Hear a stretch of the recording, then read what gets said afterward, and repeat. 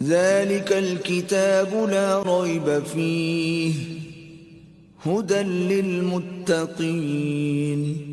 یہ کتاب قرآن مجید، اس میں کچھ شک نہیں کہ کلام خدا ہے، خدا سے ڈرنے والوں کی رہنما ہے۔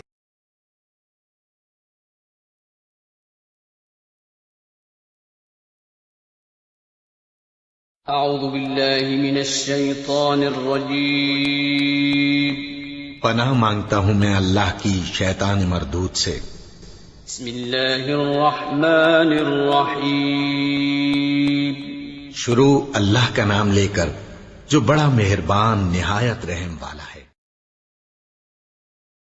وَإِذْ قَالَ اللَّهُ يَا عِيسَى ابْنَ مَرْيَمَ أَأَنْتَ قُلْتَ لِلنَّاسِ اتَّخِذُونِي وَأُمِّيَ إِلَٰهَيْنِ مِن دُونِ اللَّهِ قَالَ سُبْحَانَكَ مَا يَكُونُ لِي أَنْ أَقُولَ مَا لَيْسَ لِي بِحَقٍّ إِن كُنتُ قُلْتُهُ فَقَدْ عَلِمْتَهُ تعلم ما في نفسي ولا أعلم ما في نفسك إنك أنت علام الغيوب ما قلت لهم إلا ما أمرتني به أن اعبدوا الله ربي وربكم وكنت عليهم شهيدا ما دمت فيهم فلما توفيتني كنت أنت الرقيب عليهم وأنت على كل شيء شهيد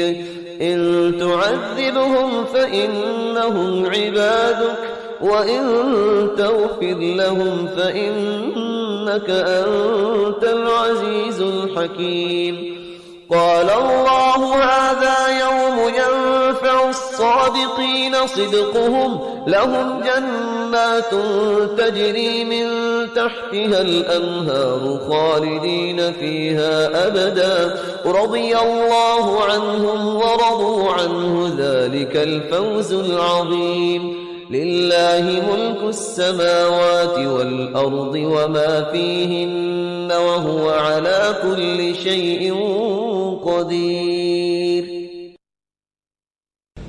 اعوذ باللہ من الشیطان الرجیم، بسم اللہ الرحمن الرحیم۔ وَإِذْ قَالَ اللَّهُ يَا عِيسَى ابْنَ مَرْيَمَ، اب یہ آخری ڈراپ سین ہے اس کا اور بہت سخت ہے یہ۔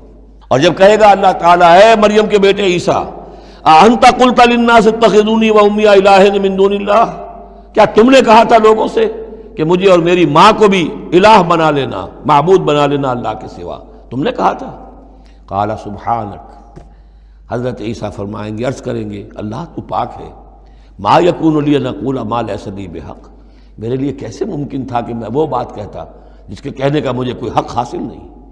ان کنت قلتہ فقد علمتہ، اگر میں نے وہ بات کہی ہوتی تو پروردگار وہ تیرے علم میں ہوتی۔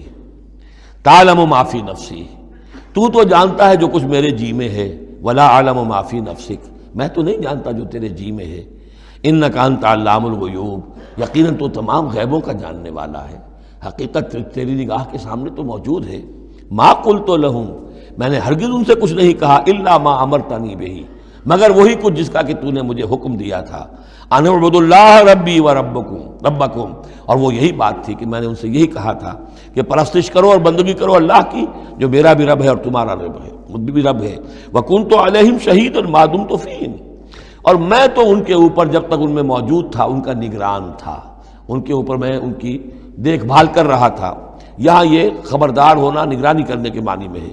وَكُنْتُ عَلَيْهِمْ شَهِيدًا مَا دُمْتُ فِيهِمْ فَلَمَّا تَوَفَّيْتَنِي، جب تو نے مجھے اٹھا لیا، اب یہاں بھی توفیتا موت کے معنی میں نہیں ہے، انی متوفی کا، وہ یاد رکھ لیجیے ساری بحث جو میں کل کر چکا ہوں۔ جب تو نے مجھے اٹھا لیا، كُنْتَ أَنْتَ الرَّقِيبَ عَلَيْهِمْ، تو اس کے بعد تو ظاہر ہے کہ تو ہی نگران تھا ان پر۔ وَأَنْتَ عَلَىٰ كُلِّ شَيْءٍ شَهِيدٌ، اور یقیناً تو ہر چیز پر نگران ہے، ہر چیز پر گواہ ہے، ہر چیز سے باخبر ہے۔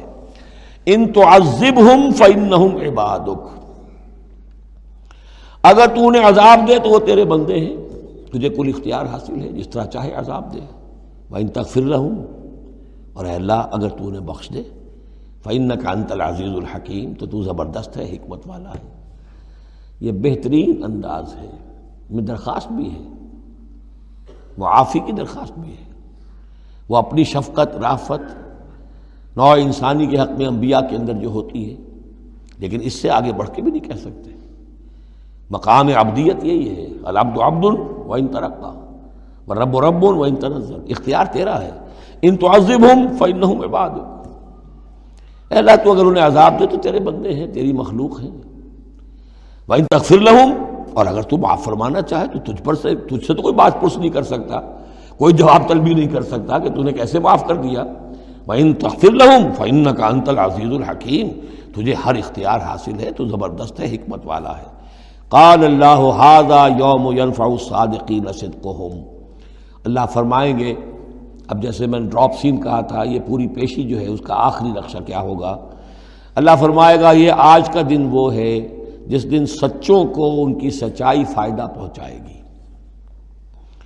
قال اللہ ھذا یوم ینفع الصادقین صدقهم، ان کا صدق ان کے حق میں مفید ہوگا۔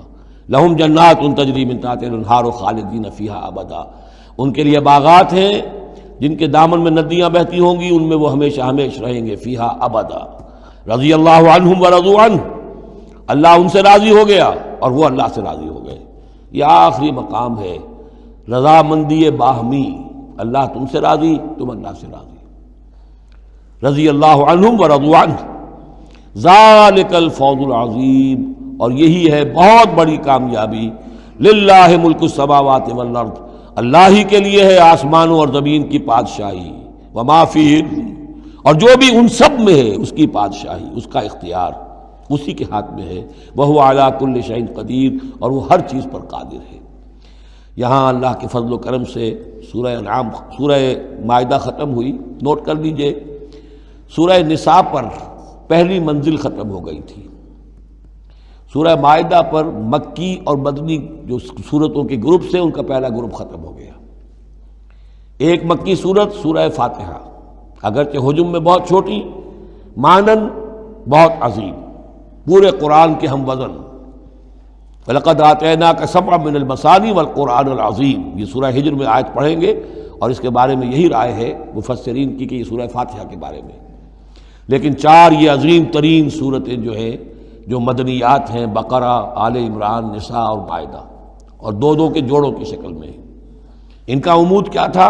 ایک تو شریعت آسمانی مکمل، نمبر دو اس میں اہل کتاب سے گفتگو، رد و قضا، ان پر الزام، انہیں دعوت، وہ سارا جو کچھ تھا، ان کی غلط باتوں پر تنقید، ان کی غلط عقائد کی نفی، ان کی تاریخ کے اندر جو اہم واقعات ہیں ان کا تذکرہ، پھر اس کے نتیجے میں ان کا معزول کیا جانا اس منصب سے جس پر وہ 2000 برس سے فائز تھے، امت محمد صلی اللہ علیہ وسلم کا فائز کیا جانا، یہ بھی آخری درجے میں اس گروپ میں یہ بات مکمل ہو گئی۔ اگلا گروپ میں نے پہلے ہی دن آپ کو بتایا تھا کہ اس اعتبار سے بڑا متوازن ہے، اس میں 2 سورتیں مکی ہیں، 2 مدنی ہیں۔ الانعام الاعراف مکیات، الانفال التوبہ مدنیات۔ ان میں جو تقسیم ہے، جو مکیات ہیں اور مدنیات ہیں اس گروپ کی، اس میں سارا معاملہ ہے مشرکین عرب کے ساتھ۔ اب آپ یہ محسوس کریں گے سورہ انعام کو پڑھتے ہوئے کہ جیسے ایک بالکل نئے ماحول میں آ گئے ہیں۔ ہم 4 روز سے جو پڑھ رہے تھے سورہ بقرہ، سورہ آل عمران، سورہ نساء، سورہ مائدہ، منافقین سے باتیں اور یہودیوں سے، نصارہ سے، ان سے، اب یہاں جو ہے ساری باتیں ہوں گی مشرکین عرب سے۔ یہ مکی صورتیں ہیں، ابھی وہاں نفاق نہیں تھا، منافقت کا کوئی ذکر بھی نہیں ملے گا آپ کو۔ ابھی اہل کتاب کا تذکرہ تو آپ کو مل جائے گا سورہ انعام کے اندر، سورہ اعراف میں، لیکن کوئی ان سے گفتگو نہیں، کوئی براہ راست خطاب نہیں۔ تو میں نے اس کے لیے اپنے ذہن میں ایک چیز رکھی ہوئی ہے کہ یہ 2 جنتیں ہیں قرآن مجید کے اندر، وَلِمَنْ خَافَ مَقَامَ رَبِّهِ جنتان۔ ایک قرآن مجید کی مکی جنت ہے، ایک قرآن مجید کی مدنی جنت ہے۔ مدنی جنت کی ہم سیر کر رہے تھے، یہ 4 دن سے ہم یہ 4 صورتیں جو پڑھ رہے تھے، یہ در حقیقت یہ مدنی قرآن ہے، مدنی جنت ہے، اس کی ہم نے سیر کی ہے۔ اب مکی قرآن میں ہم داخل ہوں گے، اور اس میں یہ جو 2 صورتیں ہیں یہ حضور کے جو قیام مکہ کا دور ہے اس کے تقریباً آخری زمانے کی ہے۔ یہ گویا کہ اس اعتبار سے مشرکین جو تھے عرب کے اور جو بنی اسماعیل تھے ان پر اتمام حجت اسی طور سے جس طور سے کہ اہل کتاب پر اتمام حجت ہے ان مدنی صورتوں میں، اسی طور پر مشرکین عرب پر، بنی اسماعیل پر اتمام حجت ان 2 صورتوں میں ہے۔ پھر ان میں ایک بڑی پیاری تقسیم ہے۔ مکی صورتوں میں چونکہ ظاہر بات ہے کہ اہم ترین مضمون ایمان کا ہوتا ہے، اللہ کو مانو، اللہ کی نعمتوں کا اقرار کرو، اللہ کے رسول کو مانو، اور ان میں جو استدلال ہوتا ہے وہ شاہ ولی اللہ دہلوی رحمۃ اللہ علیہ کی اصطلاحات کے حوالے سے آپ کو بتا رہا ہوں کہ دو طریقے سے اللہ تعالیٰ توحید کی طرف لوگوں کو لاتا ہے۔